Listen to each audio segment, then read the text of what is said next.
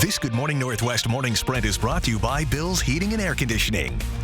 All right, the time is now 6:53. Time to get you ready to take on your your Thursday rather in this morning sprint. Sports director Julian Minnesota is live in Seattle, where the Seahawks are playing their first ever Thanksgiving home game. And Matt Gray is here on a foggy morning to tell us about some chilly weather right around the corner here. But first, AAA says we're in the middle of the biggest travel period we've seen in years.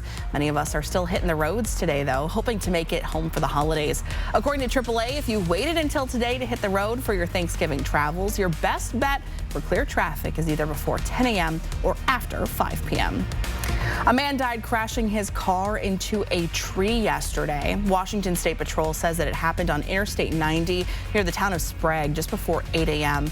An elderly man and woman were reportedly pulling off of the freeway at Sprague Lake Rest area when it was reported that the driver was unable to turn off the cruise control and struck a tree. The two were then taken to the hospital, where the man later died. The Chelan County Sheriff's Office says a woman was attacked by her son and hurt so badly that she had to be flown to the hospital. They say that this happened on Tuesday night in a home in Kashmir. Deputies say they found Santiago Pina Corona severely injured. When they went to confront Pina Corona, he refused to come out of his room. The Sheriff's Office says that he did eventually come out and was arrested. He now faces multiple charges, including assault. And it's a foggy start in many areas in the inland northwest, but as the winds pick up later today, that'll help mix up our atmosphere and the sun will come out. We should have a really nice second half of the day. Looking a bit longer term, temperatures are going to get a lot cooler tonight. We'll be down to the mid-20s. That'll set us up for many cool nights and cool afternoons ahead in your weather.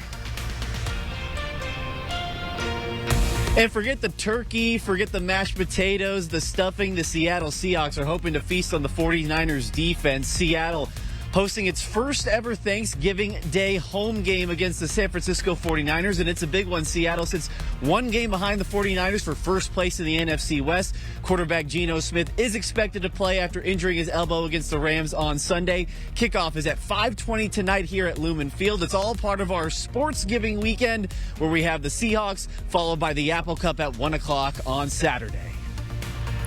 The release of dozens of hostages held by Hamas is now delayed until at least tomorrow. The Israeli National Security Council says no hostages will be released prior to Friday, with one Israeli official saying that delay is partly due to Israel not receiving a list of those expected to be set free.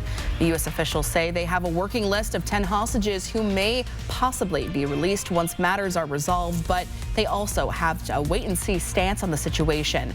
National Security Council spokesperson Adrian Watson says the White House hopes the release of the hostages will start tomorrow morning. Well, next week, President Joe Biden and Vice President Kamala Harris, along with their spouses, will be traveling to Atlanta for a tribute service for former First Lady Rosalynn Carter. The wife of former President Jimmy Carter died on Sunday at 96 years old. The tribute service on Tuesday will be held at Emory University for invited guests. Well, headlines are coming back to X, formerly known as Twitter. CEO Elon Musk removed those headlines under posts of links back in early October, saying it was for aesthetic reasons. But users complained that without headlines, posts are lacking context. Now, Musk says that the headlines will now appear as an overlay to an image of an article rather than below it. And here's what's coming up next on Good Morning America. If your Thanksgiving meal prep isn't going quite as well as you'd like, well, don't fret. The experts from the Butterball Turkey Hotline will be live in Times Square taking your questions. Plus, the CEO of Fresh Market will have some helpful last-minute Thanksgiving dinner tips. That's all in just a few minutes on Good Morning America. Well, Thanksgiving Day is a day for family members to share meals and be thankful for one another. For those who don't have people to share that food with, the Ponderosa Bar and Grill in Spokane Valley is providing Thanksgiving meals for them. Vance Emerson, who owns the restaurant, says that his mom, who died in 2011, always wanted to give back to the community.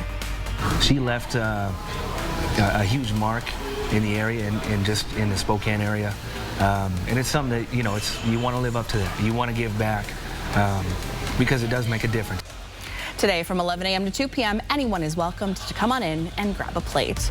Now, because of the holiday, there are some city closures you need to know about. In Spokane, City Hall, the court, and the Community Justice Services building will be closed today and tomorrow. Garbage pickup will be a day late for those with the Thursday and Friday pickup, and libraries will be closed as well. We'll be back to wrap things up with a final check of the weather right after this break.